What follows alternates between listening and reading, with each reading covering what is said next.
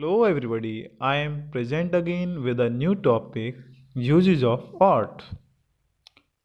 ought का जो प्रयोग है वो should की भांति ही किया जाता है, लेकिन ought स्ट्रांग होता है शुड से और वीक होता है मस्ट से।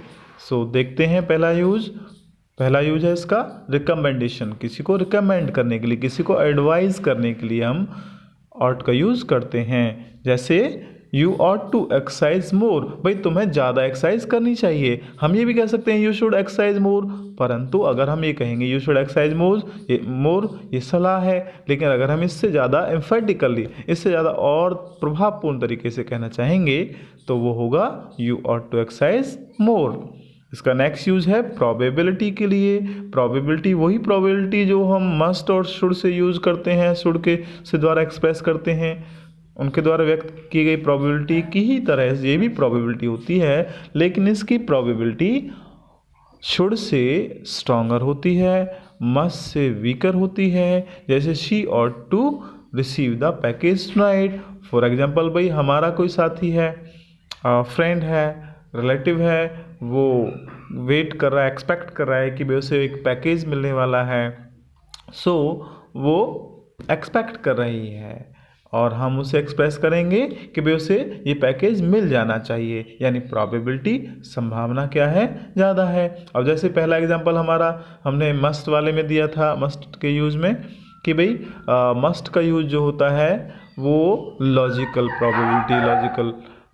प्रोबेबिलिटी के लिए किया जाता है। जैसे कि भाई the fan in the principles room is on, he must be in. वैसे ही भाई ये भी प्रोबेबिलिटी है कि भाई वो हमारी फ्रेंड है, हमारे रिलेटिव है, बाहर गई है और उस पैकेज की वेट कर रही है, तो उसे पैकेज मिल जाना चाहिए, क्योंकि वो वेट कर रही है और उसने बातें भी की है जिससे वो पैकेज रिसीव करना है। तो उसी के आधार पर हम लॉजिकल कंक्लूजन या प्रोबेबिलिटी की बात करते हैं। मस्ट से वो स्ट्रांग होती है और ought से थोड़ी वीक होती है। नेक्स्ट यूज है इसका पास्ट पार्टिसिपल में। पास्ट पार्टिसिपल क्या होता है? जब हम थर्ड फॉर्म का यूज़ करते हैं तो वो पास्ट पार्टिसिपल होती है। Has, have, had third form होती है, वो टेंस में होती है। लेकिन अगर हमें किसी मॉडल को पास्ट पार्टिसिपल यानी में चेंज करना है, उसके लिए हम क्या करते हैं, उसके साथ हैव का यूज़ करते हैं। जैसे इसमें एग्जांपल है you ought to have helped him, भाई तुम्हें उसकी सहायता कर देनी चाहिए थी। अब यहाँ पर जो विश होती है,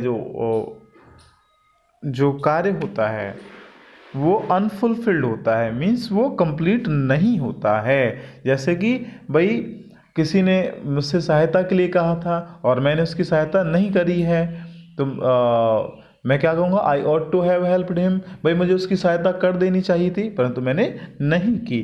पास्ट की अनफुलफिल्ड जो कंडीशन है, अनफुलफिल्ड जो एक्शन है, उसे हम हैव लगाकर एक्सप्रेस करते हैं। नेक्स्ट यूज है इसका ड्यूटी। ड्यूटी मीन कर्तव्य के लिए भी इसका यूज किया जाता है।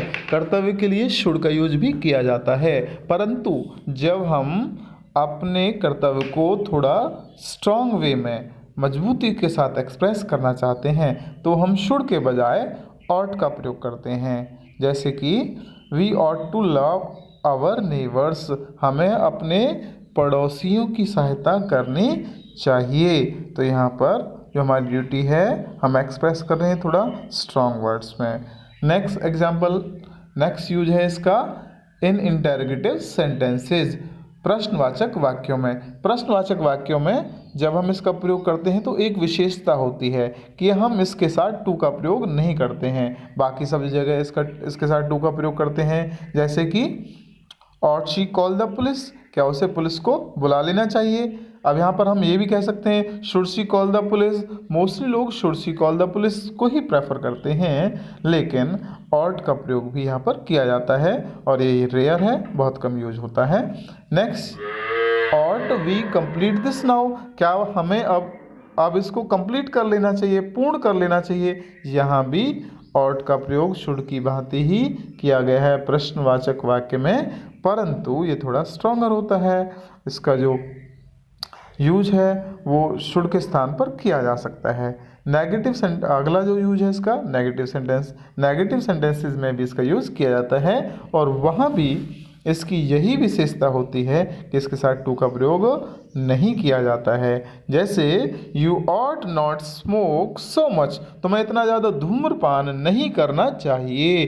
भाई तुम ज़्यादा धूम्रपान कर रहे हो, नहीं करना चाहिए। अब हम सलाह दे रहे हैं और सलाह कैसी है, थोड़ी स्ट्रांग है, शुड से ज़्यादा स्ट्रांग है। हम एम्फेटिकली दबाव देकर उस पर कह रहे हैं, जोर से कह रहे हैं कि भाई तुम्हें धूम्रपान नहीं करना चाहिए। सो let us finish here. Now next topic will be need and dare. Till then you wait and practice these.